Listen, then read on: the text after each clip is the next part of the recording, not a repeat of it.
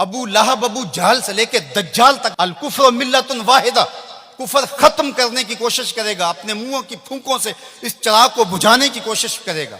یہ چراغ کبھی آپ کو جھلملاتا ہوا بھی دکھائی دے گا، لیکن یہ بات ذہن میں رکھ لو کہ واللہ متم نورہ، اللہ اس نور کا اتمام کرے گا۔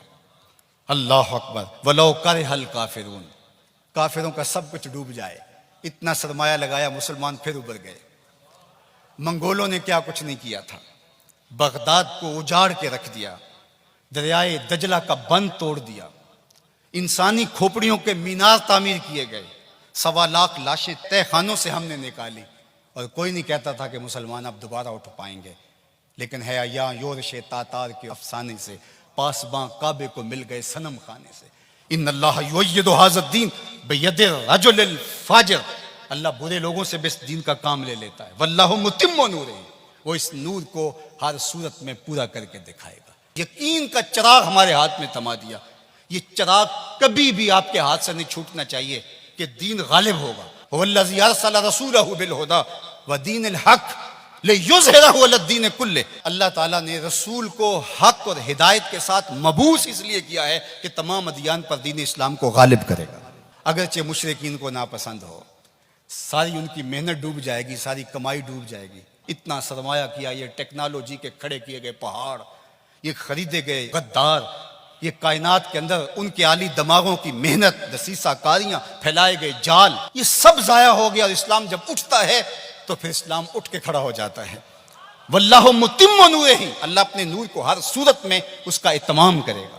اب اتمام دین کے لیے اس نے حضور کے غلاموں سے کام لینا ہے۔ آپ آئے ہو، دھوپ میں بھی بیٹھے ہو، آج عہد کر کے جاؤ کہ ہم اتمام دین کی تحریک میں عملاً شریک ہوں گے۔ اللہ اکبر، اور وہ کس طرح ہوگا؟ اللہ اور اس کے رسول کے ساتھ ہمارا تعلق اگر مضبوط ہوتا ہے تو اتمام دین ہوگا۔ پہلی بات ذہن میں رکھ لیجئے گا، دین کبھی بھی مغلوب نہیں ہوا، دین غالب رہا۔ دلائل و براہین کی روشنی میں دین ہمیشہ غالب تھا۔ سیاسی طور پہ ہم مغلوب ہوئے اور ٹیکنالوجی میں ہم مغلوب ہوئے، مختلف جگہوں پہ مختلف ذرائع میں ہم مغلوب ہوئے، لیکن اپنی فطری صداقت کے اعتبار سے دین کبھی مغلوب نہیں ہوا۔ دیگر عنوانات سے ہماری مغلوبیت ہے، اسلام اپنے فطری مزاج کے ساتھ غالب ہے۔ اللہ اور اس کے رسول کے ساتھ ہمارا تعلق مضبوط ہونا چاہیے، سطحی نہیں ہونا چاہیے، ہمارا تعلق مضبوط ہونا چاہیے۔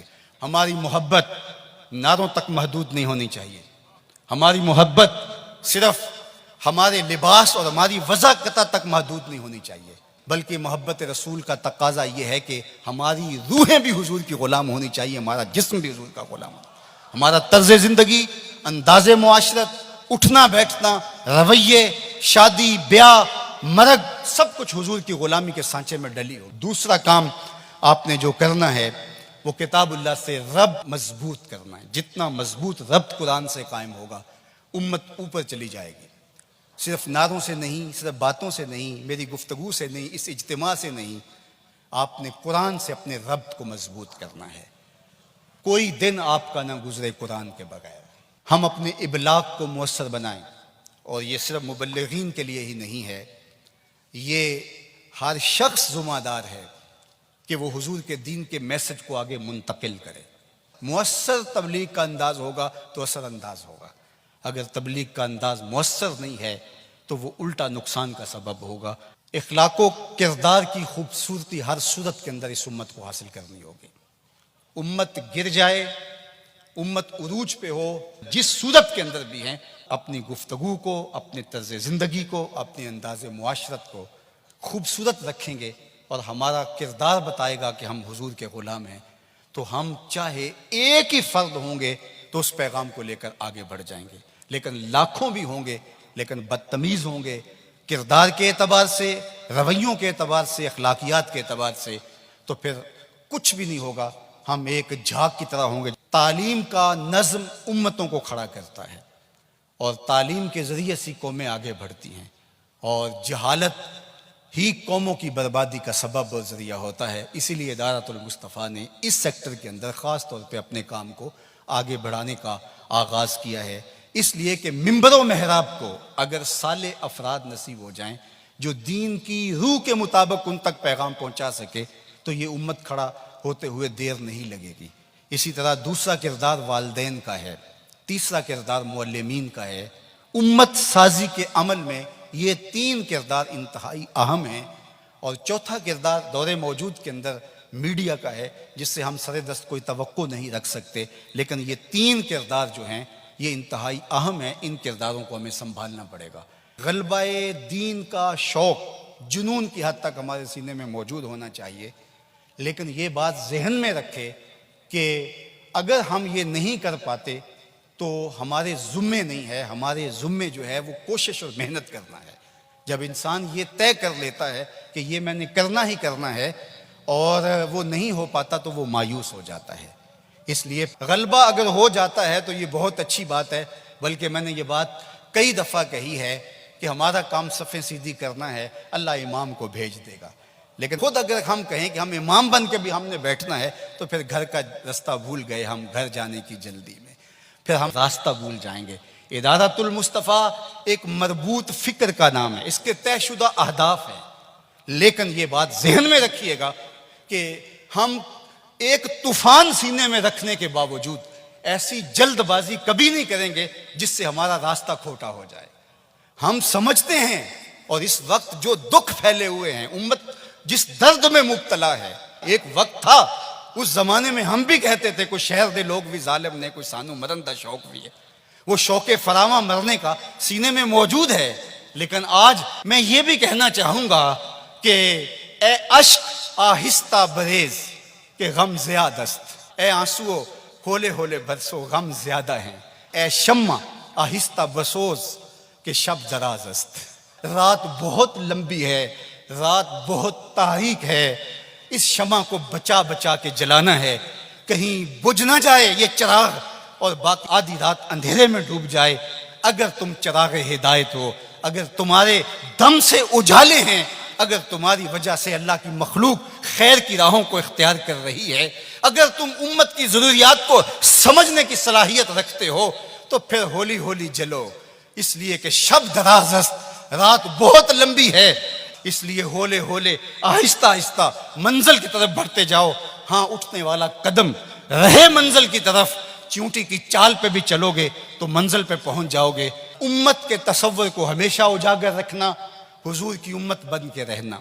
آپ اپنی شناخت کو، آپ کی علاقائی شناخت ہے، آپ کی مسلکی شناخت ہے، آپ کی خاندانی شناخت ہے، آپ کی جو بھی شناختیں ہیں ان شناختوں کو باقی رکھو۔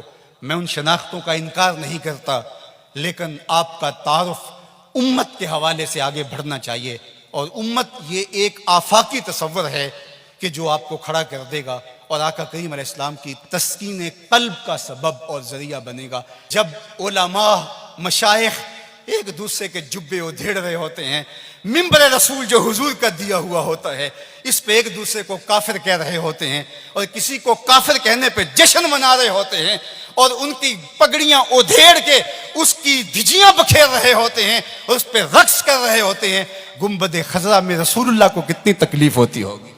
تو اس لیے امت بن کے رہو، بکھر کے نہ رہنا۔ سیاسی شعور اچھی طرح سے آپ پہ اندر ہونا چاہیے۔ ہم انتخابی سیاست سے گریز اس لیے کرتے ہیں کہ اس کا نتیجہ ہماری آنکھوں کے سامنے ہے کہ 70 سال میں کچھ نہیں ملا، تو آئندہ ہم جو میسر ہے وہ ہم جو کر رہے ہیں وہ بھی کیوں چھوڑ بیٹھیں۔ اس لیے کہ جو میں کر رہا ہوں اس سے حقیقی سیاسی شعور پیدا ہوگا، رجال کار پیدا ہوں گے، افراد سازی کے عمل سے ہم گزر رہے ہیں۔ وہ ایک زمانے میں مجھے کسی نے کہا کہ آپ ضرور آئیے، اور بڑی ہی محبت کا اظہار کیا اور بہت سبز باغ بھی دیے۔ تو میں نے ان کو پیر نصیر الدین علیہ رحمہ کا ایک قول سنایا کہ ایک زمانے میں ان کو وقت کے ایک حکمران نے کہا کہ جناب آپ آئیے، ہم آپ کو وزیر بنانا چاہتے ہیں۔ تو انہوں نے ہنس کے کہا میں بادشاہ، تو مجھے وزیر بنانا چاہنا ہے۔ اس لیے ہم انتخابی سیاست کا کوئی عملی نتیجہ نہیں دیکھتے۔ اور اگر آپ سوشل میڈیا اور الیکٹرانک میڈیا دیکھتے ہیں تو آج کل جو ہاہاکار مچی ہے، جو اندھیر نگری ہے، جو لہجوں کی عجیب بدبو پھیلی ہوئی ہے، تو کیا کوئی یہ پسند کرتا ہے کہ میں بھی جا کے اس ماحول میں کھڑا ہو جاؤں؟ اور اگر کوئی کہتا ہے نہیں جناب آپ صاف سیاست کیجئے، تو میاں یہ صاف سیاست کا تو ماحول پیدا کر رہے ہیں، یہ رجال کار ہی تو پیدا کر رہے ہیں۔ باقی یہ آرزو کہ آپ آئیں، میاں میری یہ آرزو نہیں ہے کہ میں آؤں، وہ ماحول پیدا کرنا چاہتا ہوں کہ کوئی آئے، اس کے لیے کوئی بنیادیں تو کھود جائے، کوئی راستے کے اندر سے پتھر تو ہٹا دے۔ سب نے یہ کہا کہ میں آؤں گا، لیکن راستے کے اندر پتھر پڑے تھے۔ ہمارا مشن ان پتھروں کو ہٹانا ہے، راستے ہموار کرنا ہے، اور ہم نے دیر تک اس کام کی طرف جانا ہے۔ اے شمع آہستہ بسوز کہ شب دراز است، اے اشک آہستہ بریز کہ غم زیاد است، سینوں میں طوفان ہے کل بھی کل مرجل، میرا سینہ جل رہا ہے ہنڈیوں کی طرح، میرا بھی جی چاہتا کسی دیوار سے ٹکرا جاؤں۔